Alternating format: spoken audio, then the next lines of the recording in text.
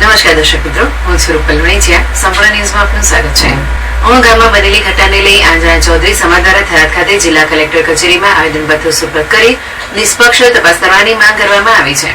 સમાજના આગેવાનોના જણાવ્યા મુજબ ભાભર તાલુકાના રોણી ગામે યોજાયેલા સમાજ સંમેલન બાદ સમાજના લોકો એક દીકરીને સમજાવી માનભેર પરત લાવવા માટે ઉણ ગામે શાંતિપૂર્ણ રીતે ગયા હતા, પરંતુ ત્યાં પોલીસે અચાનક લાઠીચાર્જ અને ટીયર ગેસનો ઉપયોગ કર્યો હોવાનો આક્ષેપ કરવામાં આવ્યો છે. આ ઘટનામાં અનેક યુવાનોને ઈજાઓ પહોંચી હોવાનું અને કેટલાક હજુ સારવાર હેઠળ હોવાનું પણ જણાવાયું છે.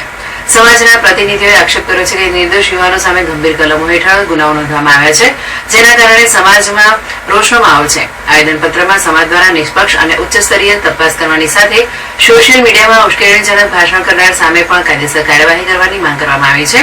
સમાજના આગેવાનોનું કહેવું છે કે તેઓ હંમેશા શાંતિપ્રિય રહ્યા છે અને ન્યાય મળે તે માટે તંત્ર યોગ્ય પગલાં ભરે તેવી આશા વ્યક્ત કરી છે.